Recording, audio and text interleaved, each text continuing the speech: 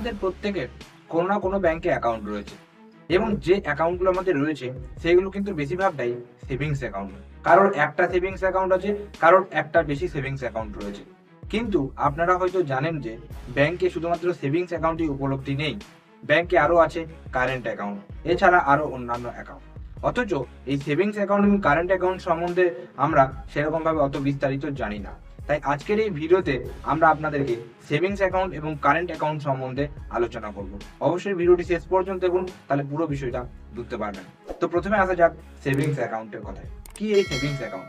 প্রথমেই বলে রাখি, এই সেভিংস অ্যাকাউন্ট হচ্ছে সঞ্চয় খাতা, যেখানে আপনি আপনার সমস্ত টাকা বা পুঁজি যেটা আপনি ইনকাম করছেন রাখতে পারবেন এবং সেখানে সুদ পাবেন।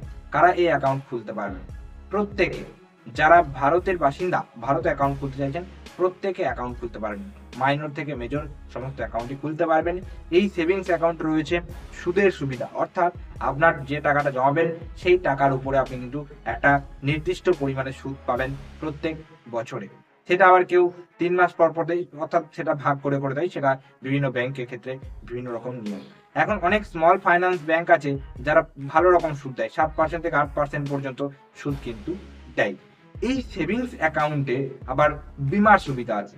যেমন কি অনেক রকম বীমা আছে, আপনার মারা যাওয়ার পরে যে নমিনি থাকবে সে টাকা পাবে, আপনার যদি অ্যাক্সিডেন্ট হয় আপনি খরচ পাবেন। এরকম অনেক রকম সুযোগ সুবিধা এই সেভিংস অ্যাকাউন্ট রয়েছে। এবং এই সেভিংস অ্যাকাউন্ট আপনাদেরকে বলে রাখি, সেভিংস অ্যাকাউন্ট 3 প্রকার হয়। কি কি? প্রথম যেটা, সেটা হচ্ছে রেগুলার সেভিংস অ্যাকাউন্ট, অর্থাৎ নিয়মিত সেভিংস অ্যাকাউন্ট। এই অ্যাকাউন্টে যদি আপনি খুলতে চান, তাহলে অবশ্যই কিন্তু আপনার এই অ্যাকাউন্টে মিনিমাম ব্যালেন্স ফেলে রাখতেই হবে।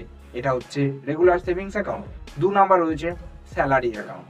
সেই সমস্ত ব্যক্তিদের জন্য স্যালারি অ্যাকাউন্ট ওপেন করা হয় যারা কোনো সংস্থা থেকে, যারা কোনো কোম্পানি থেকে বা কোনো সরকারি চাকরি থেকে স্যালারি পায়, প্রত্যেক মাসে মাসে টাকা পায়। সেই টাকাটা একটা অ্যাকাউন্টে ক্রেডিট হবে, সেই অ্যাকাউন্টটাই হয়ে যাবে স্যালারি অ্যাকাউন্ট। অর্থাৎ শুধুমাত্র স্যালারি পাওয়ার জন্য যে অ্যাকাউন্টটা করা হয় সেটা স্যালারি অ্যাকাউন্ট। এবং 3 নম্বরে রয়েছে আমাদের জিরো ব্যালেন্স অ্যাকাউন্ট, যেটাতে আপনার কোনো রকম মিনিমাম ব্যালেন্স না রাখলেও চলবে, অর্থাৎ একদম বিনামূল্যে আপনি অ্যাকাউন্টটি খুলতে পারবেন। সেটা হচ্ছে জিরো ব্যালেন্স অ্যাকাউন্ট। এই জিরো ব্যালেন্স অ্যাকাউন্টে আবার অনেক রকম সুযোগ সুবিধাও পাওয়া যায়। সব মিলিয়ে মোদ্দা কথাটা হচ্ছে, সেভিংস অ্যাকাউন্টে আপনি সুদ পাবেন, সেভিংস অ্যাকাউন্টে আপনি বীমার সুবিধা পাবেন এবং সেভিংস অ্যাকাউন্টে আপনি কিন্তু একটা মিনিমাম, অর্থাৎ ইয়ারলি যদি 12 লাখ টাকা পর্যন্ত, 12 লাখ টাকা উপরে ট্রানজ্যাকশন করেন, সেক্ষেত্রে আপনাকে ট্যাক্স দিতে হবে, সেটা আলাদা বিষয়। এবং এই সেভিংস অ্যাকাউন্ট যেটা রয়েছে, এই সেভিংস অ্যাকাউন্টে আপনি কিন্তু আপনার ইচ্ছা মতো লেনদেন করতে পারবেন না। যেমন কি একটা লিমিট আছে, আপনি ডেলি 2 লক্ষ টাকা পর্যন্ত আপনি কিন্তু ট্রানজ্যাকশন করতে পারবেন। এবার আসা যাক কারেন্ট অ্যাকাউন্টের কথা। তো কারেন্ট অ্যাকাউন্ট যেটা রয়েছে, কারেন্ট অ্যাকাউন্ট কাদের জন্য? প্রথমেই বলে রাখি, কারেন্ট অ্যাকাউন্ট হচ্ছে কোনো সংস্থা, কোনো ব্যবসায়ী, কোনো হিউজ ট্রানজ্যাকশন যারা করতে চায় তাদের জন্য।